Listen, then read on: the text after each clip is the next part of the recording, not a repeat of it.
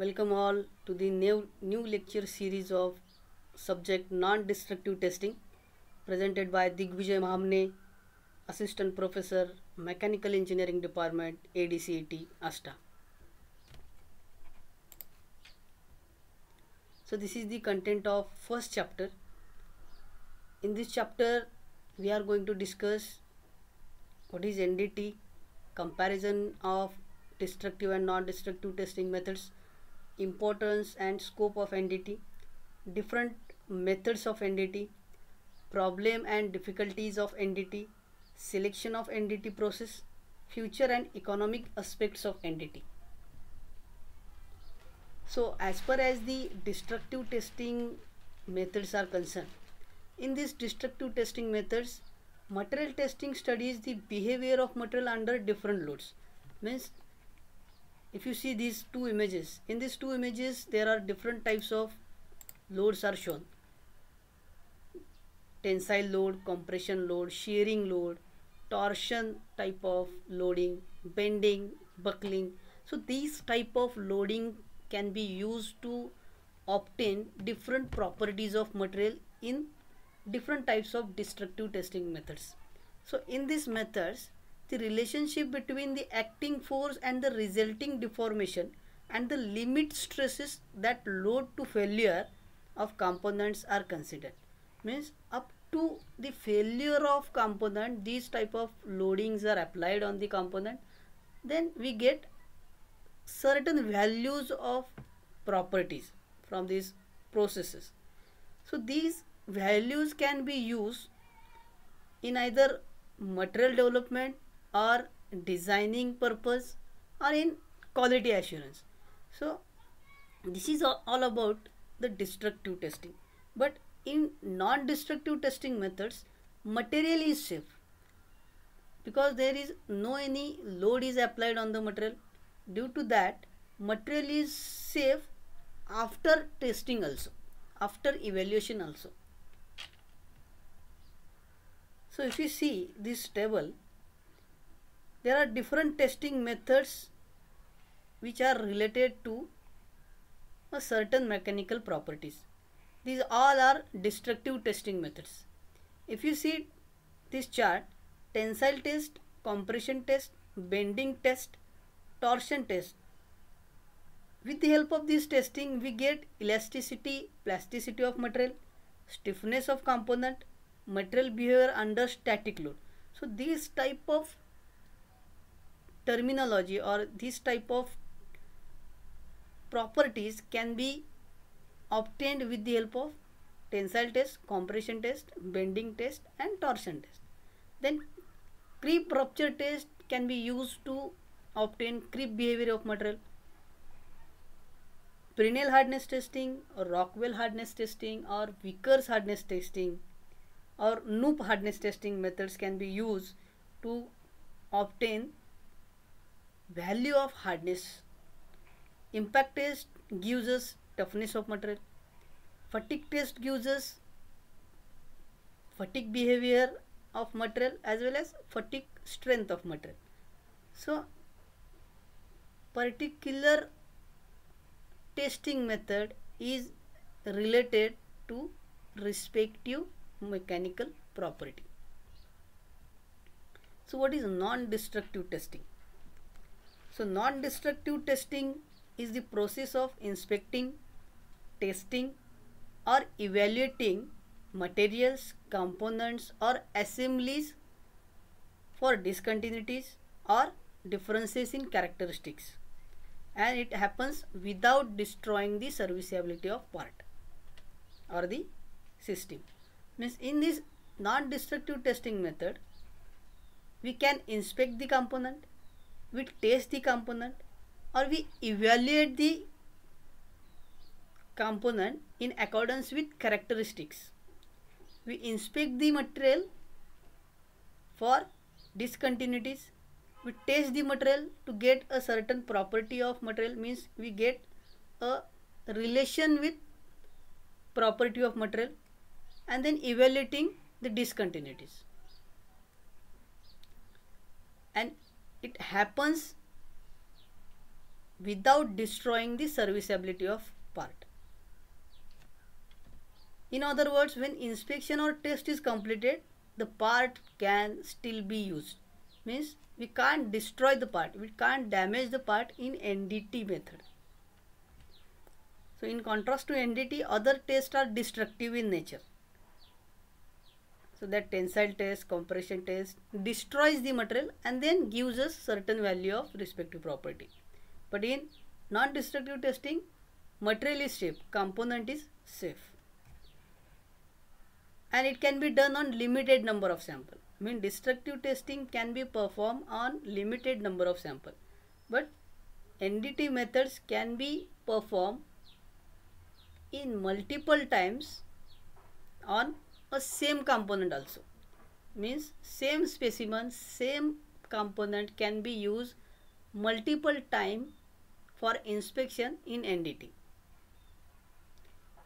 And after that multiple iteration also, component is safe and it can be as it is used in their serviceability.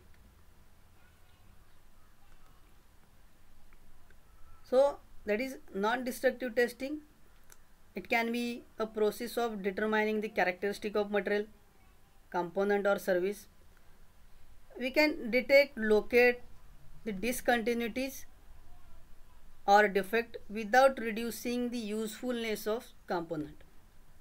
Let us see something about the destructive testing methods. This picture shows that the representation of tensile test or specimen under tensile test. So this is the standard specimen. When we apply tensile load on this component, it fails at a center. It contracts as we increases the load, crack forms and it propagates on the another end and material will fail due to tensile loading.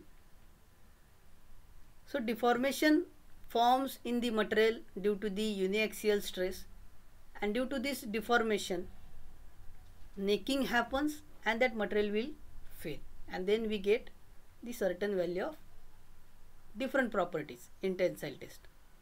So this is the representation of UTM, that is universal testing machine. These are the jaws, this is the specimen, this is extensometer, load cell is on the top.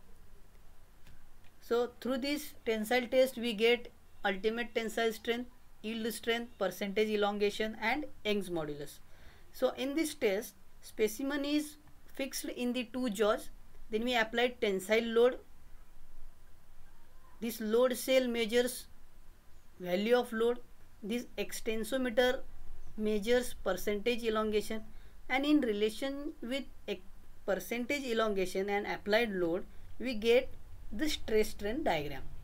In this stress strain diagram we get a initial elastic region, then plastic region, then necking and then fracture. So Hooke's law obeys from point 1 to point 2, that is stress is directly proportional to strain here. So with the help of this relation we get the modulus of elasticity. Yield strength, this is a certain value of stress at a particular location of stress strain diagram. Ultimate tensile strength, this is the highest value of stress which can be bearable by that particular specimen. Then necking happens and then fracture. So with the help of this diagram we get the different properties, relation with different properties, that is ductility, toughness. There are multiple properties. Means this single diagram help us to get multiple properties of material.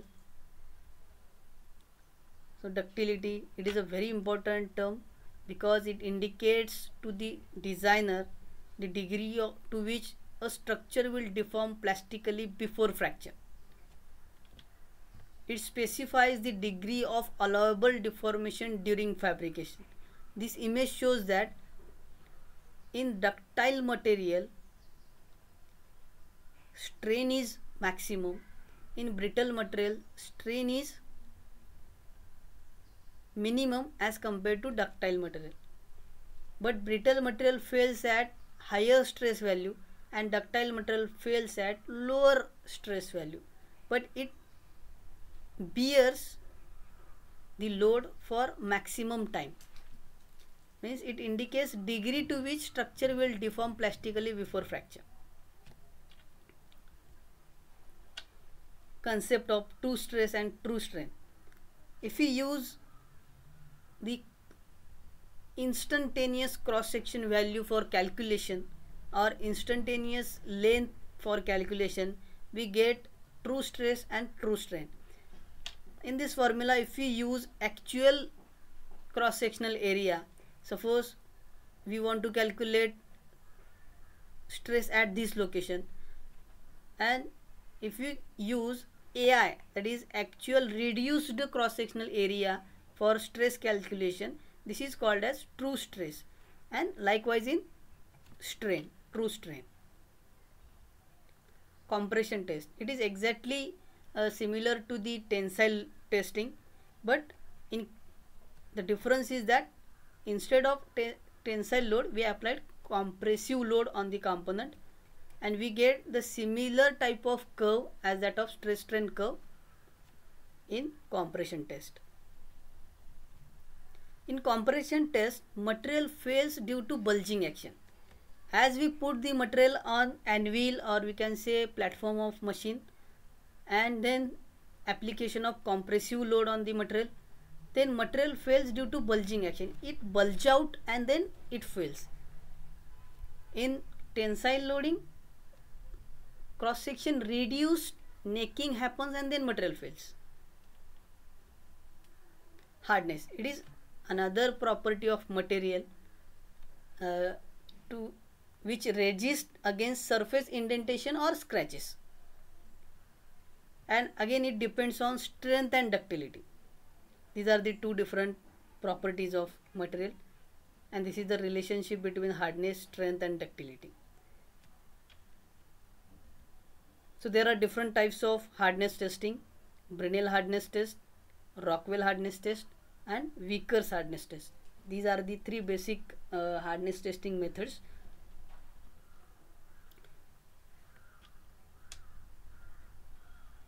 So these are the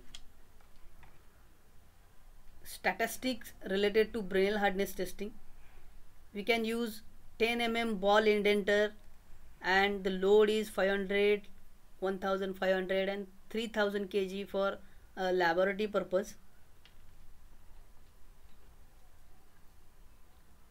If you see this image, the ball indenter penetrates the material, and we get a circular indentation on the material, and by measuring this indentation we can calculate Brinell hardness number. This is the formula for Brinell hardness number, that P gives us applied force, D diameter of indenter, and small d diameter of indentation. Means Brinell hardness testing is somewhat analytical method. We get only indentation from the experimentation. We measure this indentation with the help of micrometer or under microscope also. Then we put this value into this formula, then we get value of Brinell hardness number. So experimental plus some analytical. So it is somewhat analytical method, we can say. In Rockwell hardness testing, the hardness is proportional to the penetration of indenter. In case of Brinell hardness testing, the hardness is inversely proportional to surface area of indentation. In case of Rockwell hardness testing, the hardness is inversely proportional to the penetration. So here we can use 1.6, 3.2 mm ball indenter, and in this case we need to apply minor load first and then major load.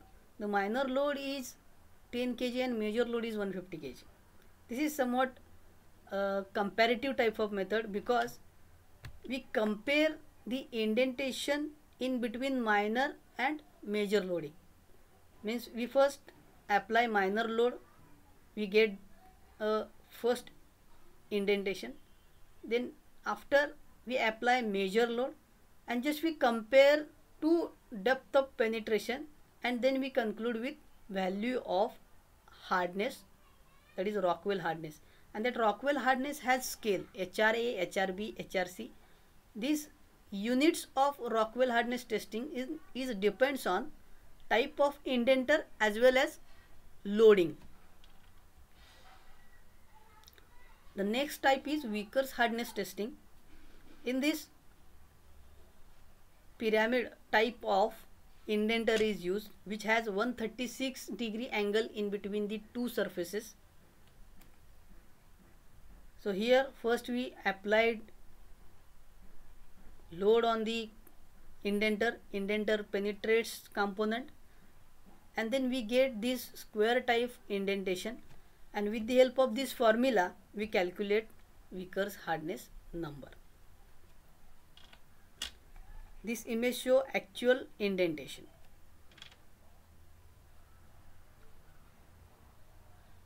This is the Knoop hardness testing. It is somewhat similar to the Vickers hardness testing, but the difference is that the indenter has somewhat different terminology. So in this image it is very clear that in Vickers hardness testing the angle between two faces is 136, but in Knoop hardness testing the angle between two successive faces is 130 and 172 something degree. So it is somewhat different than the Vickers hardness testing. This Knoop hardness testing can be used as a micro hardness testing, and this is the formula to calculate Knoop hardness with the help of this type of indenter. So in this 3 hardness or 4 hardness testing methods, we get hardness value of that particular material. The 3 or 4 methods has their own characteristics. Then impact testing.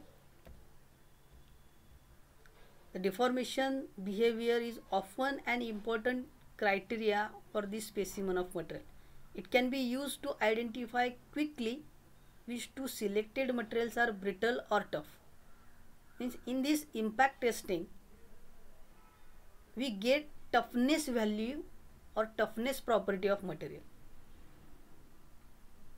So in this, the brittleness of the material does not depend on the material alone, but also on external conditions such as temperature or stress state. So what is impact basically? It is a certain amplitude of load applied on the component within fraction of time. So within fraction of time, a high amplitude of loading is applied on the certain material. So due to this application, sudden application of load, material fails below the yield point. It gives us value of toughness. So these are the samples of impact testing. The first sample is used in Charpy test, and this longer sample is used in ISO test. What is that two test? We will see. This is ISO impact test. The sample is vertical, that is it is in the form of cantilever beam. Then load is applied on the side of notch.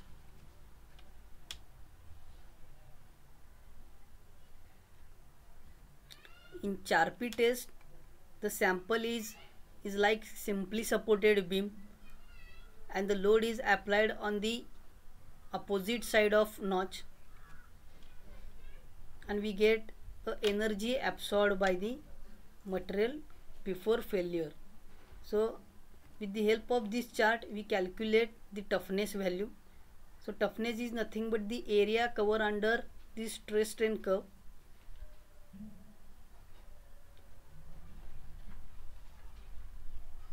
Fatigue strength. The fatigue strength defines the load limit up to which a material that is loaded dynamically withstand without breaking. Means load is applied in dynamic condition. Means load is frequently changing, and after certain cycles of loading, material get fails.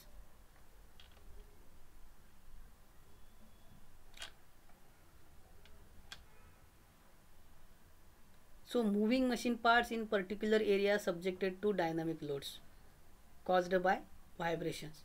So in this case, fracture occurs after high number of load cycles with stresses that are far below the yield point and far below the fracture stress. So these are the multiple type of loading which are dynamic in nature, and material fails according to type of loading. This is the representation of fatigue test. The prime mover is used to give a loading on the component, and this material fails like this after certain load cycles.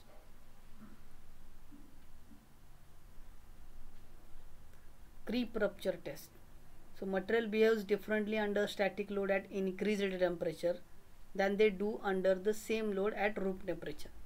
Means at increased temperature we are going to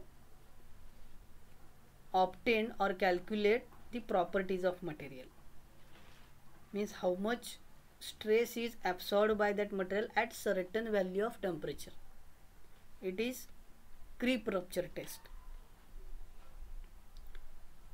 So after certain amount of time, increased temperature under stresses below the hot yield point and without an increase in load lead to slow but steady irreversible plastic deformation, also known as creep. After sufficiently long even load time, this leads to failure of the specimen. So here the load is applied on the component at a certain value of temperature, means it is somewhat higher than the room temperature, and we get this creep curve. This is a plastic deformation.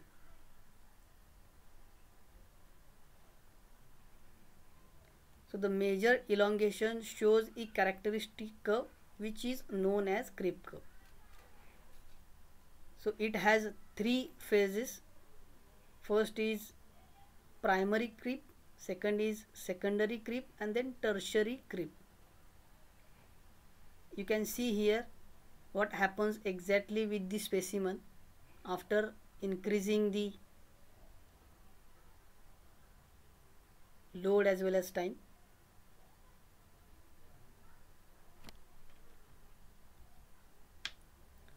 So thank you very much.